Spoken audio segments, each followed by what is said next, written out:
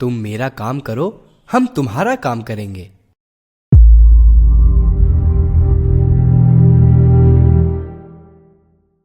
मेरी पत्नी को प्रायः पेट में दर्द बना रहता था।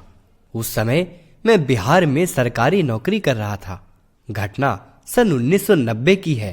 एक दिन अचानक पत्नी के पेट में दर्द उठा।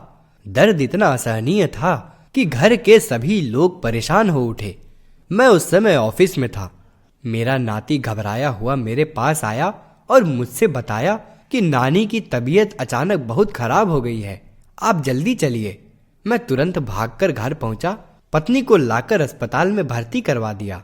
अस्पताल में दवा इलाज बराबर चलता रहा, लेकिन कोई राहत नहीं मिल रही थी।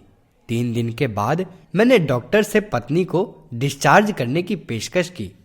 चूंकि सन 1990 के श्रद्धांजलि समारोह में मुझे हरिद्वार जाना था, रिजर्वेशन पहले से ही करवा रखा था।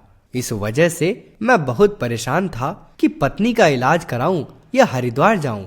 पशोपेष्ट की स्थिति में दिन बीतते रहे और अंततः वह दिन भी आ पहुंचा जिस दिन मेरी ट्रेन जलियांवाला बाग से हरिद्वार के लिए थी। मैं बहुत सोच में पड़ गया था कि क्या करूं। तभी याद आया गुरुदेव माता जी के आश्वासन, तुम्हारे घर परिवार के कुशल क्षेम का हम ध्यान रखेंगे। तुम मेरा काम करो, हम तुम्हारा काम करेंगे। मैं जिनकी शरण में हूं वे सर्वसमर्थ हैं। इस बात का संज्ञान था, फिर भी असमंजस की स्थिति ऐसी थी कि कुछ निर्णय नहीं कर पा रहा था। अंततः निर्णय भवितव्य पर छोड़कर मैं वंदनीय माता जी का ध्यान करने बैठ गया। द्रौपदी, ग्राह गजराज, ध्रुव प्रहलाद, सुदामा जैसे अनेकों उदाहरण चलचित्र की भांति मस्तिष्क में उभरते रहे। ध्यान से उठा तो हमारी बुद्धि निश्चयात्मक हो चुकी थी।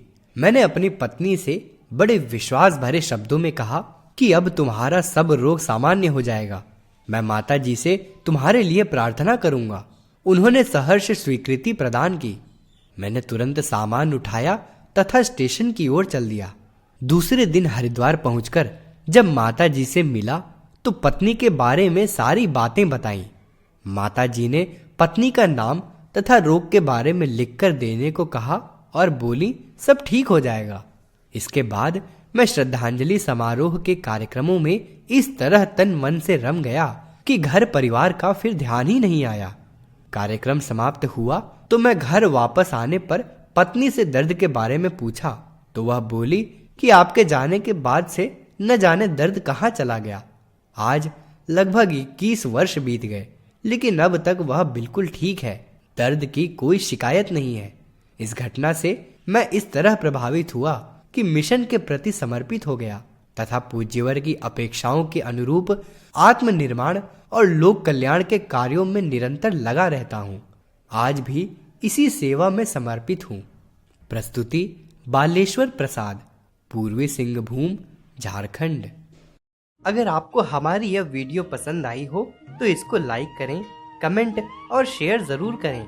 साथ ही हमारे YouTube चैनल ऋषि चिंतन को सब्सक्राइब कर बेल आइकन भी दबाएं ताकि आपको आने वाले वीडियोस की नोटिफिकेशंस मिलती रहें।